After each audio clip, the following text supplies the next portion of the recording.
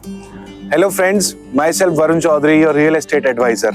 आज मैं आप लोगों को एक नई इन्वेस्टमेंट अपॉर्चुनिटी के बारे में बताने जा रहा हूँ। हम आए हैं आज सेक्टर 113 द्वारका एक्सप्रेसवे पे। प्रोजेक्ट का नाम है M3M capital walk. M3M developers है, बैंग ऑन द्वारका एक्सप्रेसवे पे प्रोजेक्ट लेके आ रहे हैं। टोटल 8 एकड़ का प्रोजेक्ट है। हाई स्ट्रीट रिटेल मार्केट का कंसेप्ट रहेगा। मैं बात करता हूँ प्रोजेक्ट की, तो ये प्रोजेक्ट का एक मैं आपको छोटा सा एक कंपैरिजन समझाना चाहूंगा सबसे पहले इस बारे में, फिर हम प्रोजेक्ट की ब्रीफिंग में जब बात करते हैं। आप लोग अगर फेमिलियर हो गुड़गांव से, और गुड़गांव अगर कभी आप आए हो तो स्टार्टिंग में गुड़गांव की जो एक एंट्रेंस थी दिल्ली से, वो आपका हमेशा जो पड़ती थी वो आपका NH8 पे थी। वहां पे आपने देखा होगा एम्बियंस मॉल। जैसा एम्बियंस मॉल की एक हाइप क्रिएट हुई थी कि 1 किलोमीटर लॉन्ग मॉल बनाया, सेम उसी कंसेप्ट पे है। उसी कंसेप्ट पे भी नहीं बोलना चाहूंगा, मैं ये बताना चाहूंगा आपको कि 1 किलोमीटर लंबा फ्रंट रहेगा इस प्रोजेक्ट का। ऐसी यूनिकनेस, ऐसा कमर्शियल आपने अभी तक मार्केट में नहीं देखा होगा। अब यहाँ पे आपको बेनिफिट क्या है, क्यों मैं एम्बियंस मॉल वाली चीज आपको मैं बताना चाह रहा हूँ। जैसे एम्बियंस मॉल में लोगों ने जो इन्वेस्टमेंट करी थी, उस इन्वेस्टमेंट पे जो उनको एप्रिसिएशन मिला, जो एक अच्छी रेंटल इनकम मिली और जो एक उनका रिटर्न ऑन इन्वेस्टमेंट निकल के आया, वो सेम चीज आपको यहाँ मिलती है।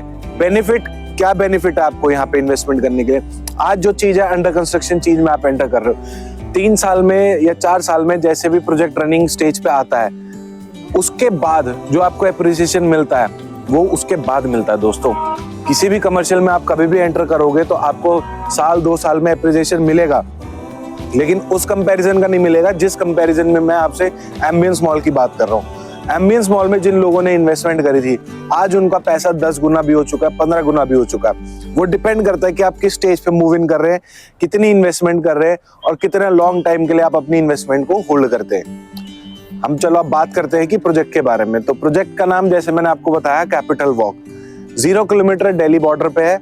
दिल्ली से आप अगर गुड़गांव द्वारका एक्सप्रेसवे पे एंटर करते हैं तो एंटर करते ही सेक्टर 113 सबसे पहला सेक्टर आता है।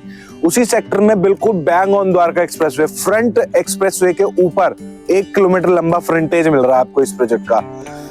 शॉप्स की मैं बात करूं, इन्वेस्टमेंट की अगर मैं बात करता हूं तो 50 लाख से मात्र इन्वेस्टमेंट स्टार्ट हो जाती है। अभी अंडर कंस्ट्रक्शन चीज है, अभी आप इन्वेस्टमेंट करते हो तो बहुत अच्छा बेनिफिट मिल सकता है आपको। अब इस प्रोजेक्ट का मैं चलने का आपको रीजन बताता हूँ, क्यों प्रोजेक्ट चलेगा, क्या रीजंस रहेंगे, क्या आसपास की सराउंडिंग क्या है। सेक्टर 113 में ही मैं अगर आपको बताना चाहूँ तो M3M का खुद का 250 एकड़ का लैंड पार्सल है जिसमें ये डेवलपमेंट कर रहे हैं। आपने सुना ही होगा, कैपिटल के नाम से रेजिडेंशियल लेके आए थे ये लोग, जिसके अंदर इनकी लगभग 1600 यूनिट्स थी, जिसको ये टोटली सोल्ड ऑफ कर चुके हैं।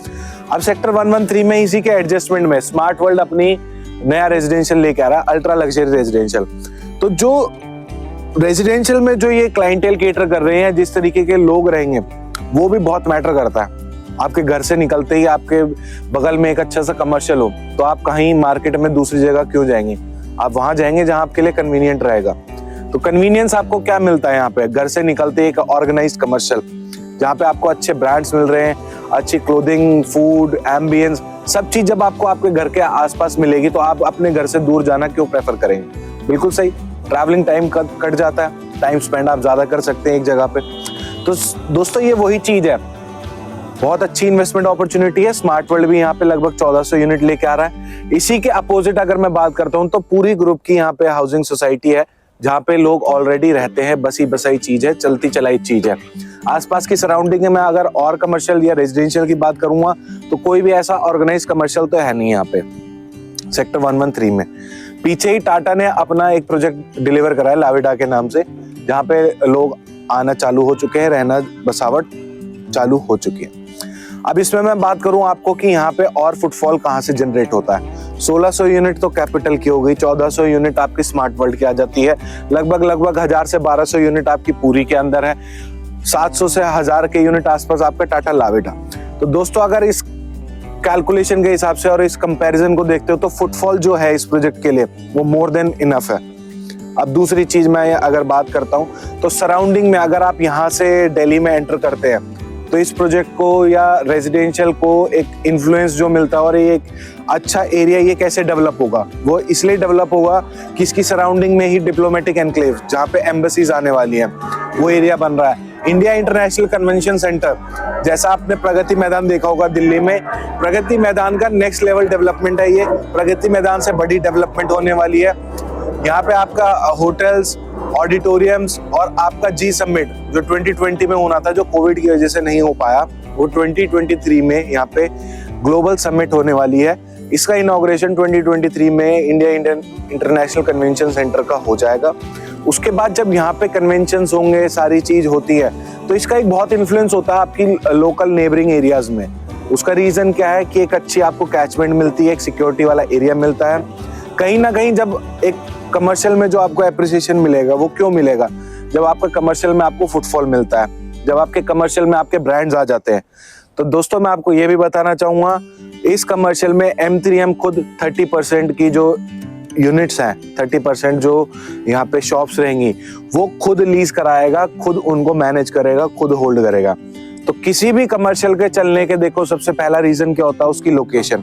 लोकेशन मैंने आपको बता दिया, बिल्कुल बैंग ऑन द्वारका एक्सप्रेसवे है। इसके बाद अगर मैं बात करता हूँ तो लीजिंग कितनी अच्छी है उस कमर्शियल में, कितने अच्छे ब्रांड्स आएंगे यहाँ पे। तो दोस्तों ये लोकेशन ऐसी है कि यहाँ पे ब्रांड को इन्फ्लुएंस नहीं करना होगा, ब्रांड खुद चल के आएगा यहाँ पे।